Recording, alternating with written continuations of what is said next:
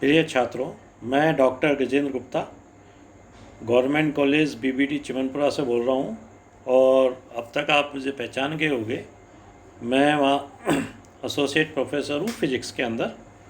और आज का जो ये वीडियो लेक्चर है ये बीएससी पार्ट 3 के बच्चों के लिए है, जिनका कि सेकंड पेपर अभी चल रहा है। और अपन जानते हैं कि वो सेकंड पेपर जो है वो न्यूक्लियर का है। तो न्यूक्लियर के बारे में अपन ने अभी कई वीडियो लेक्चर आप लोगों ने मेरे देखे होंगे। उसी क्रम में अपन आगे बढ़ रहे हैं। उसे यूनिट फर्स्ट का कुछ भाग अभी बचा हुआ है, जिसको अपन आज पढ़ेंगे। इसके अंदर यहाँ मैंने जो टॉपिक सबसे पहले कंसिडर किया है आपके सामने, उसका नाम है समता, या उसको अपन कह सकते हैं पैरिटी। तो पैरिटी अंग्रेजी का वर्ड है और समता। तो सबसे पहले तो अपने ये समझ में आए बच्चों कि समता है क्या।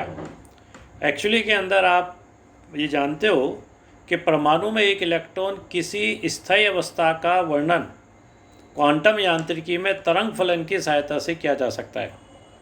मतलब कि किसी भी परमाणु में कोई इलेक्ट्रॉन अगर प्रेजेंस रहता है तो उस इलेक्ट्रॉन की जो पोजीशन है, उसकी एक जो स्थायी अवस्था है, उसका वर्णन किससे करते हैं? क्वांटम यांत्रिकी में एक तरंग फलन वेव फंक्शन से करते हैं। और ये तरंग फलन वेव फंक्शन जिसको कि साई से बताते हैं, और ये 3 कार्तिकीय निर्देशांक जिसको अपन XYZ कहते हैं उस पर निर्भर करता है। तो अगर पैरिटी भी 2 तरह से डिफाइन की जाती है। एक कहलाती है इवन पैरिटी जिसको समता बोलते हैं, और दूसरी कहलाती है ऑड पैरिटी जिसको विषम समता बोलते हैं। समता की पैरिटी तब मानी जाती है, जैसे यहाँ मैंने इक्वेशन फर्स्ट आपको बताई है कि साई अगर कोऑर्डिनेट्स माइनस में कर दिए जाए सारे, मतलब x को -x, y को -y, z को -y, लेकिन तरंग फलन में कोई भी परिवर्तन नहीं होता हो, जो समीकरण 1 यहाँ बता रहा है, इस अवस्था के अंदर अपन कहेंगे कि उस कण की जो पैरिटी है वो सम है। लेकिन अगर परिवर्तन हो जाता है, जैसे कि इक्वेशन 2 के अंदर बताया गया है आपको यहाँ पे, तो अपन कहेंगे कि वो विषम पैरिटी, विषम समता होगी, या जिसको कि अपन ओड पैरिटी के नाम से जो है बता सकते हैं। नाभिक की किसी अवस्था में जो समता है एक्चुअली के अंदर बच्चों, वो कक्षीय कोणीय संवेग पर निर्भर करती है। इसके लिए एक फार्मूला बताया जाता है। पैरिटी को ज़्यादातर P से बताते हैं अपन, और इसका जो इक्वेशन 3 से जो फार्मूला बताया है उसमें P = -1 की रेज़ टू पावर L, इससे पैरिटी बताते हैं अपन। और अगर नाभिक के अवयवों का अलग अलग कोणीय संवेग है, तो अपन जानते हैं कि नाभिक में बहुत सारे अवयव हो सकते हैं, न्यूक्लियस हो सकते हैं।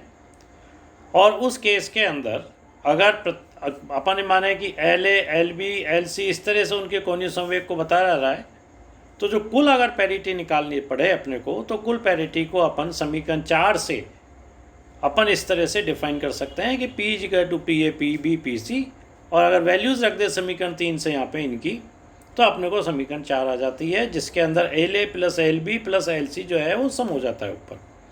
तो ये तो बात थी, जो टॉपिक था वो था पैरिटी के बारे में, जो कि न्यूक्लियस के लिए होती है, नाभिक के लिए बताई जाती है। नाभिक के अंदर चूँकि बच्चों न्यूक्लियॉन्स उपस्थित रहते हैं, और आप जानते हैं जो न्यूक्लियॉन्स हैं उनको अपन न्यूट्रॉन या प्रोटॉन के नाम से जानते हैं। तो कब तो प्रोटॉन कहेगा न्यूक्लियन को अपन, कब तो प्रोटॉन कहेंगे, और कब न्यूट्रॉन कहेंगे। इसको समझाने के लिए एक नई क्वांटम राशि बताई गई, जिसको आइसोस्पिन या हिंदी में समबाहरिक प्रचक्रण बोलते हैं उसको। और आप ये जानते हैं कि परमाणु में जो नाभिक में जो प्रोटॉन न्यूट्रॉन पाए जाते हैं, उनका द्रव्यमान क्या होता है? समान होता है, और उनका कोणीय संवेग भी समान होता है। और प्रोटॉन न्यूट्रॉन न्यूट्रॉन के मध्य होने वाली कई तरह की नाभिकीय जो अन्योन्य क्रियाएँ होती हैं, या ऐसा देखा गया, वो भी लगभग समान होती हैं। तो इन सब चीज़ों को देखते हुए हाइजेनबर्ग जो साइंटिस्ट था, उसने ये निकालने की कोशिश की कि भाई न्यूक्लियनों में अपन कैसे डिफ्रेंशिएट करेंगे कि ये प्रोटॉन है और ये न्यूट्रॉन है। इसके लिए बताने के लिए ये बताया गया कि चूँकि नाभिकीय क्रियाओं के लिए नाभिक के दोनों कणों प्रोटॉन तथा न्यूट्रॉन को एक ही कण की 2 अवस्थाएं मान लेनी चाहिए। इस न्यूक्लियन की एक स्वतंत्रता की कोटि होती है तथा उस कोटि के संगत एक क्वांटम संख्या जिसको कि कैपिटल आई से अपन बताते हैं होगी, जो कि प्रेक्षक्रम क्वांटम संख्या की तरह ही व्यवहार करती है। और इस गुण को समबारी प्रेक्षकरण या आइसोस्पिन कहा जाता है। और सीधे से अपन इस तरह समझ सकते हैं कि जब कैपिटल आई का मान 1/2 होता है तो 1/2 का मतलब अगर ये कैपिटल आई प्लस 1/2 है तो उस केस में अपन कहेंगे वो प्रोटॉन को बता रहा है, और अगर ये कैपिटल आई अपने पास -1/2 है तो अपन उसको कहेंगे ये न्यूट्रॉन को बता रहा है।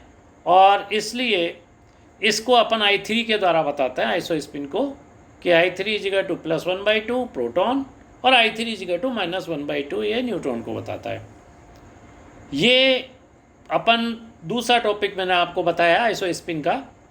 एक तीसरी बात, और इसमें लेक्चर में मैं बता दूँ आपको कि चूंकि अपन नाभिक पढ़ते आ रहे हैं, नाभिक के बारे में मैंने पहले भी बताया है। जो बच्चे बाद में जुड़े हुए हैं अपने इस व्हाट्सएप ग्रुप से या यूट्यूब चैनल से, उनके लिए वापस से मैं रिपीट में बता दूं कि एक्चुअली में नाभिक का जो वर्गीकरण है वो 4 तरह से बताया जाता है।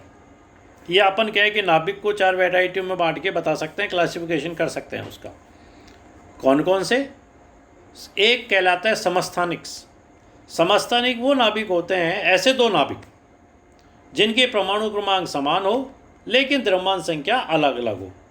ऐसे नाभिकों को आपस में समस्थानिक या आइसोटोप कहा जाता है।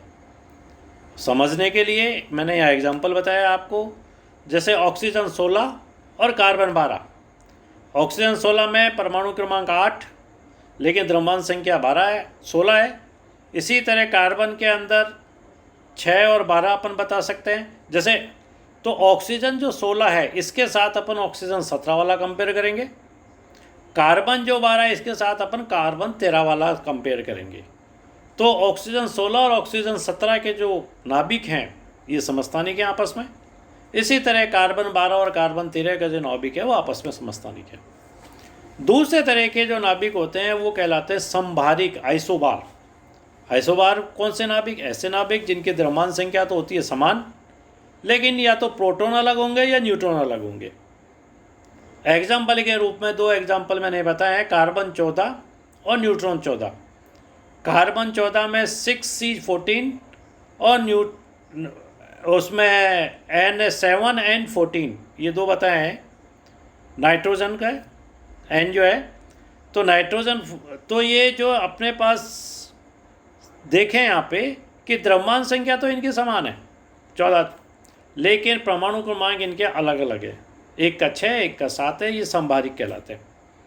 तीसरे तरह के नाभिक ऐसे होते हैं जिनको हम सम न्यूट्रॉनिक नाभिक कहते हैं। जैसे नाम से इंगित है कि इस तरह के नाभिकों में न्यूट्रॉन समान होते हैं, चाहे वो परमाणु क्रमांक भिन्न हो या द्रव्यमान संख्या भिन्न हो, लेकिन न्यूट्रॉन समान रहेंगे।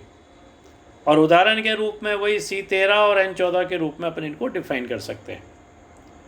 इसी तरह से एक फोर्थ होते हैं मिरर न्यूक्लियर या दर्पण नाभिक। दर्पण नाभिक में एक बड़ी अच्छी विशेषता पाई जाती है कि एक नाभिक के प्रोटॉन है तो वो दूसरे के नाभिक के न्यूट्रॉन संख्या कहलाती है।